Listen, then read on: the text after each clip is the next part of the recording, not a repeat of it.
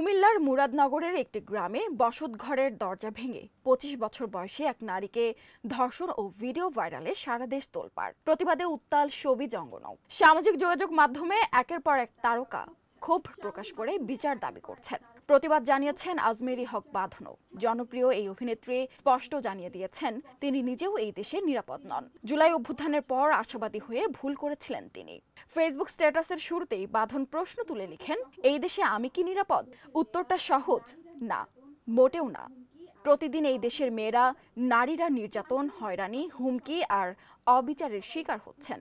কেউ প্রাণ হারালেই তখন সবার টনক নড়ে। হঠাৎ সবাই উদ্বিগ্ন হয়ে ওঠে, তীব্র প্রতিক্রিয়া দেখা যায়, হ্যাশট্যাগ ছড়ায়, তারপর সবকিছু ফিকে হয়ে যায়। আবার আগের মতো চলতে থাকে সবাই। রাষ্ট্রের ওপর আর ভরসা নেই জানিয়ে বাঁধন বলেন, আমি অনেকদিন ধরে রাষ্ট্র ব্যবস্থার ওপর বিশ্বাস রাখতে পারিনি। জুলাই বিপ্লবের পর আমি আশা রাখতে শুরু করেছিলাম, কিন্তু ভুল করেছিলাম। এই দুর্নীতিগ্রস্ত পিতৃতান্ত্রিক দেশে আশাবাদী হওয়ার কোনো কারণ নেই। এটাই সত্যি, এটাই বাস্তবতা, আর আমাদের সেই বাস্তবতায় মানতে বাধ্য করা হচ্ছে। আরও সংবাদ পেতে চোখ রাখুন প্রতিদিনের বাংলাদেশের ওয়েবসাইট, ফেসবুক পেজ ও ইউটিউব চ্যানেলে। এতক্ষণ সঙ্গে থাকার জন্য ধন্যবাদ।